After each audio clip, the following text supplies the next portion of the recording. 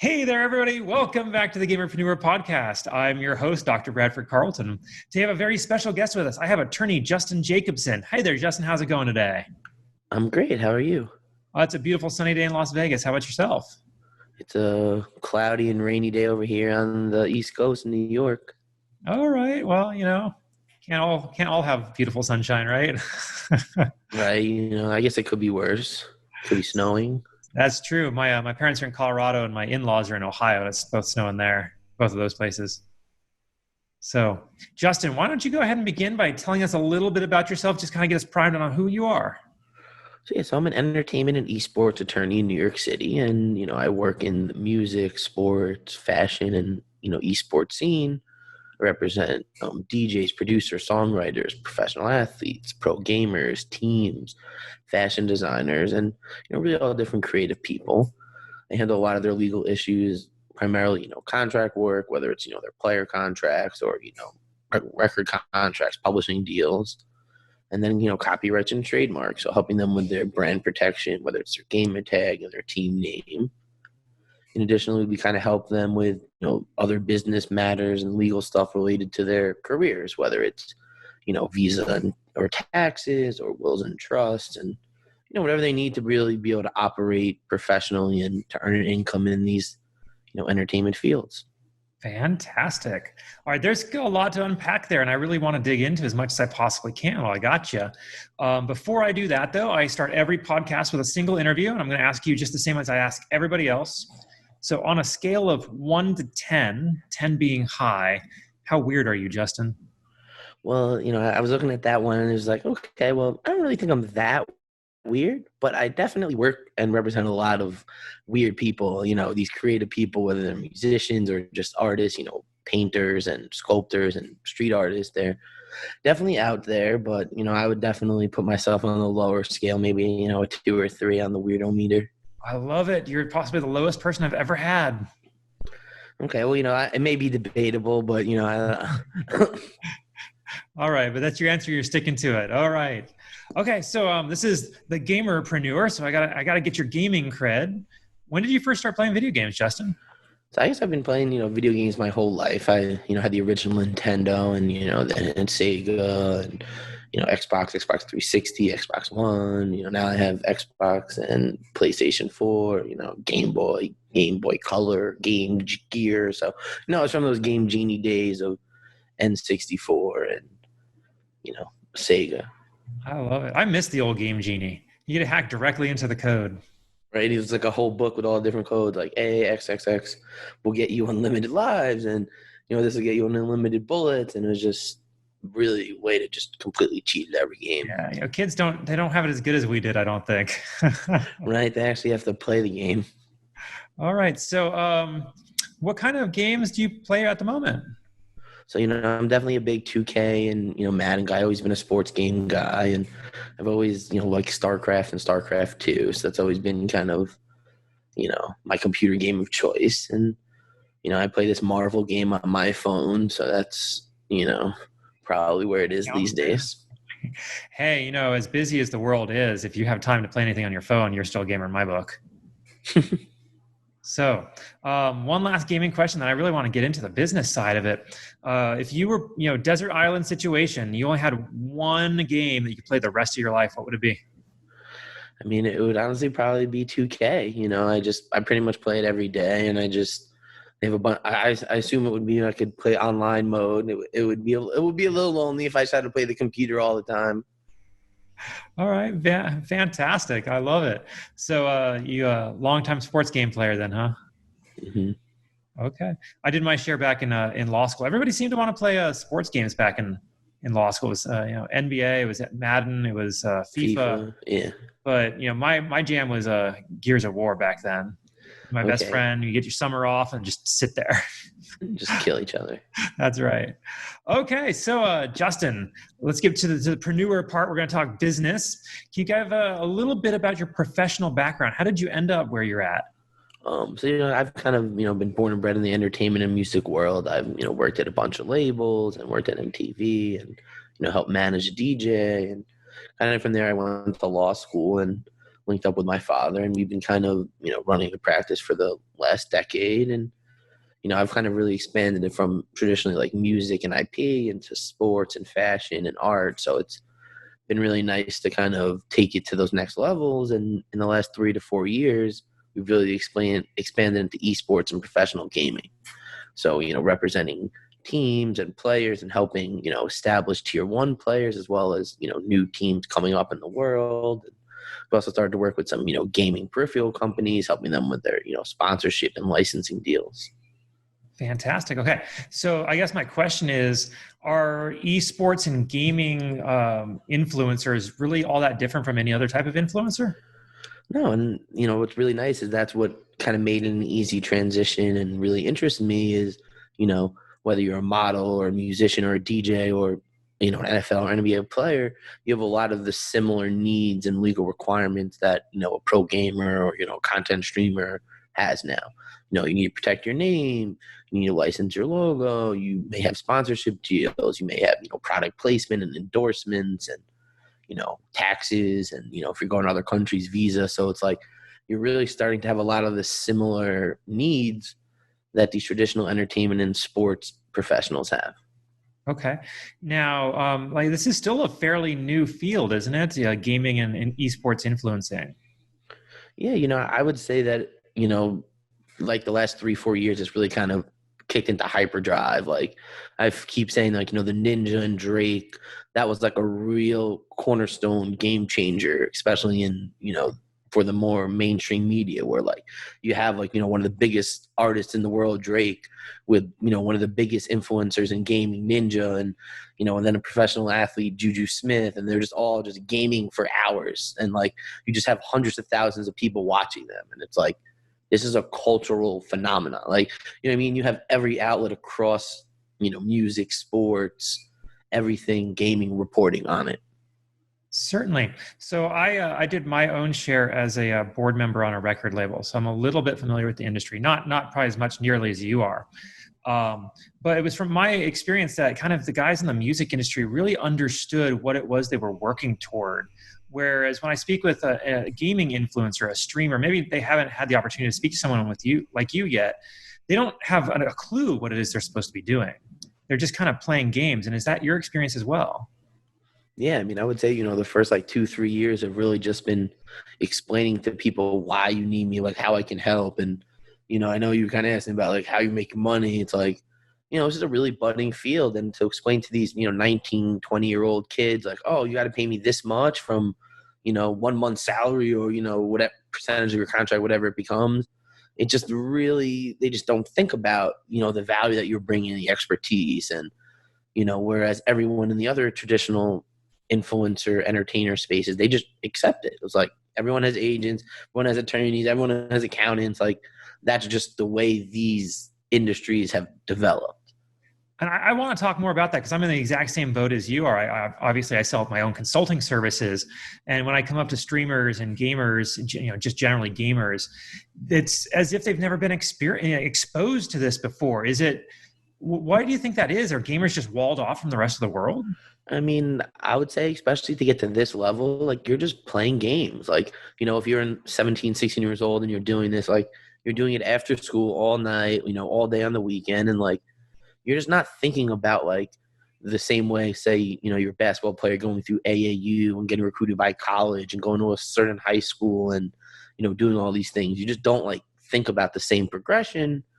So you don't like approach it like a business. You never really have all these third parties around you saying, oh, you're going to be great. Have these shoes, have, these McDonald's coupons, have, this and that and whatever else it is. So it's like you're 18 or 19 years old. You've been playing pretty much in your basement your whole time. And now you have teams owned by like Jerry Jones and, Will Ponds and, all these mega multimillionaires coming to be like, okay, like you can sign us and we're going to pay you money and you're going to play video games. And it's just like there's no like transition. There's no like almost like a minor league growth system where like you go from level A to level B to then the pros. Okay. What do you think we need to do in order to fix that? Like, is there a solution? Because, I feel for these guys. They really do need services like you give. Like I know it, they know it, but they don't they don't know it enough, if you know what I mean.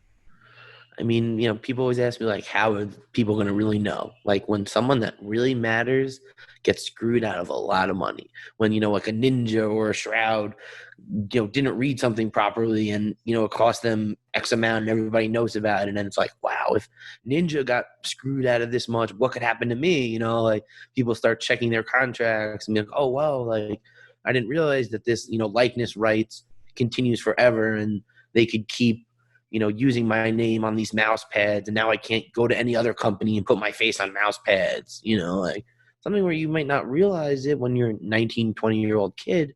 3 years down the line, you can become a superstar. Fantastic. Okay, so what do you think the number one thing a new up and comer needs to really be concerned about? What's like that main issue they have?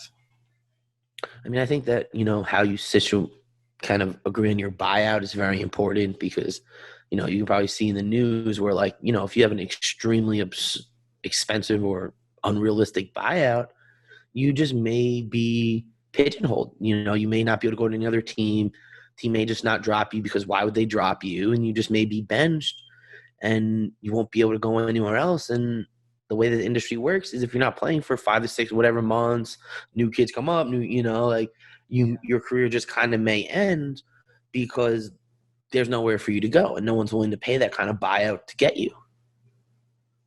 Okay. I want to thank you for a moment, just because you haven't said it depends yet, and every other attorney I've ever met, every answer is it depends. So let's talk about you a little bit. Why did you decide to focus on esports? Where did that come from? Obviously, you were already in the music world, the real sports world. Like, what drew you to gaming and esports? I mean, I've always been a big gamer and always loved video games. And, pretty much a couple years ago, I was just flipping through the channel and TV, and I saw like E-League on TBS, and these kids were playing, Street Fighter for $250,000. And I was just like, whoa, like, I played Street Fighter for 25 cents at the arcade, like, when I was little. Right. Now these kids are getting this kind of money and it's on this level at this time. Like, and then I just really kind of started to explore the industry and realized, as you mentioned, there aren't really that many people that are in it. And at that time there was even less.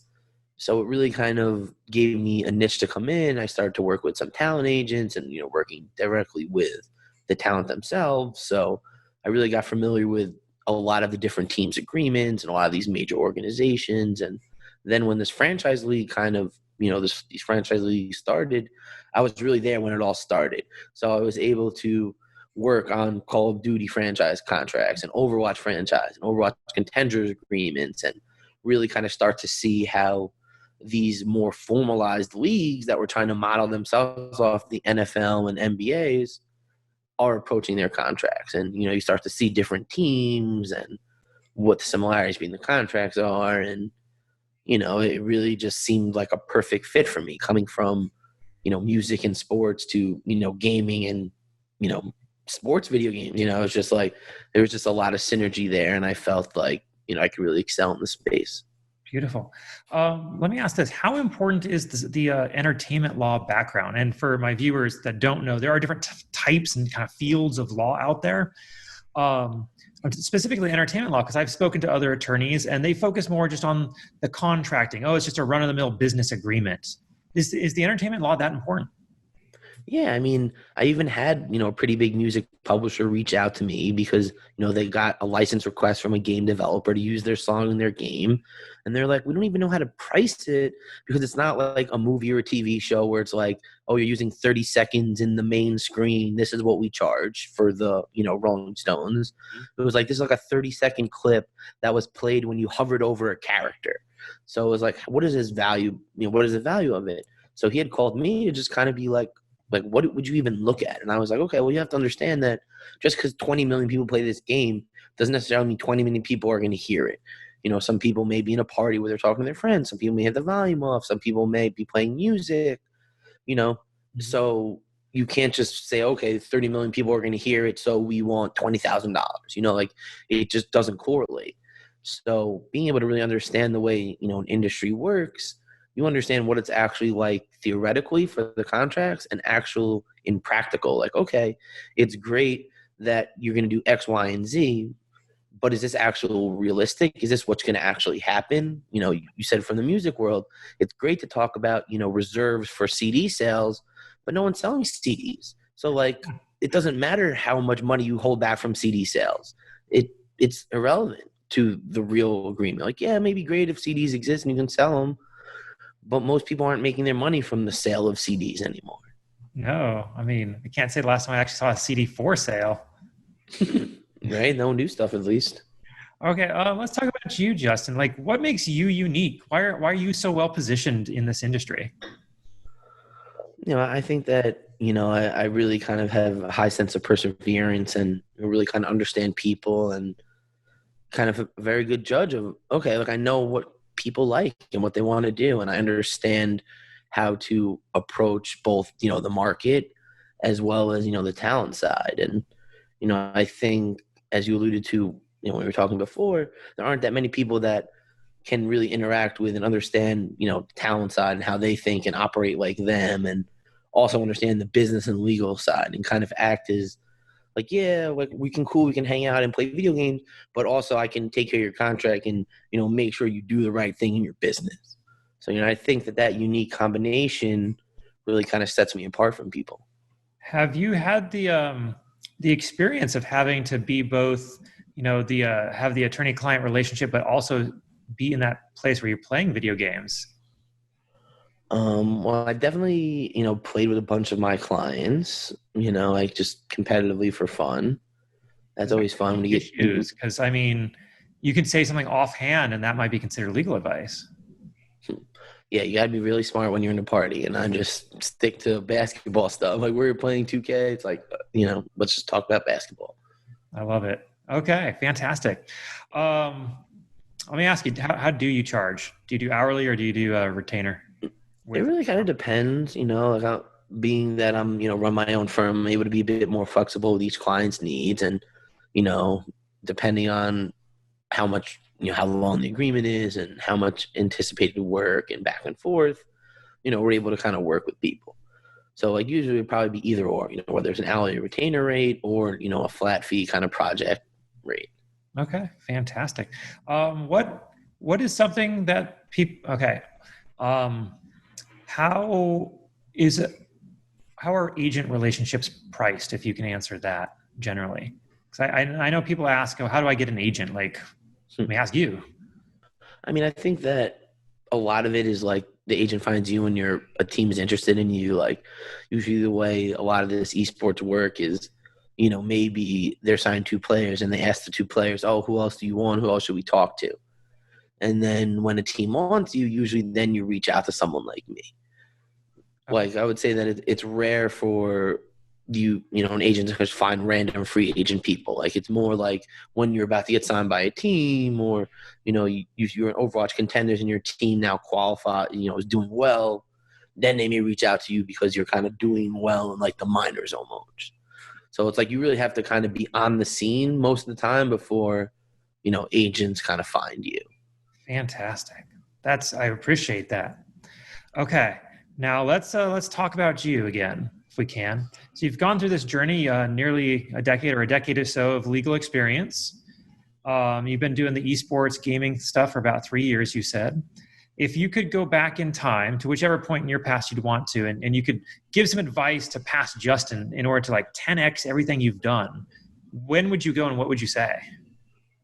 I mean, I would probably go back to, you know, college and be like, get into esports earlier. Like, I think that, you know, those getting in it right from when it grew, you would have been a couple years ahead and would be positioned in the same position as, you know, some of the other people are. And, you know, I would honestly say you just got to keep doing it because you got to let the voyage happen. And, you know, wherever you are today is as a result of what happened. Beautiful. Where do you think the law is going to go for the next 5 years in gaming? Do you think we're going to see more of a drive to create real rules around esports? Yeah, I mean, I think as you know, especially as the franchise model continues to expand, there will definitely be more talks of, you know, player associations and lobbies and player rights and, you know, how do we get some more long-term stability in this because right now, if you're not top people, you can get dropped really easily. You're not making all these crazy numbers that you're seeing. You're not making all this crazy money from brands and Twitch and all this stuff. So, you're really not doing as well as the industry is making it out like everyone's doing. Okay. It's very top heavy in that regard. All right. What advice do you have for people, just generally? I mean, just do it, right? Like, perfect. It's just like, I feel like a lot of people talk about things and like, oh, I'm going to do this, I'm going to do this. And, you can plan and you can make, your moves and brainstorm, whatever, but sometimes you just got to do it. You just got to say, okay, I'm going to do this, and you just got to do it. And, this is the advice I give to anyone that wants to, get into streaming and start developing that. Just do it. Like, start streaming, start consistently doing it. Find something you like. And as you do it consistently, people gravitate towards it. And as you are passionate about it, other people will pick up on this passion. And, and if you're unique and engaging and people like you, who knows what could happen. Okay. Now, say you're talking to a law student who kind of wants to go into your field. Where do they start? I mean, you definitely need to understand copyrights and trademarks. Intellectual property is really the basis of kind of the whole industry. And, really try to find a way to get into it. Like, whether it's working for a team or for organizations or a tournament organizer or even, a publication that covers it. Like, you need to actually have experience to understand how you use Twitch, how you make money from Twitch, what donations are and tips and bits. And, you really got to understand how this all works if you're going to be able to advise people how to use it properly and how to, monetize and how to protect themselves while doing it. All right. Oh, you're straight to the point. I love it. So, Justin, let's pull back for a second. You've told us about all the fantastic things you've done. You have incredible clients. You've advised some wonderful people. If I can, I'd like to humble you for a moment, if I can. Always. Okay. And I'd like to ask you, what is something that you have failed at in the past? Because I don't want everybody to think that you're a superhero.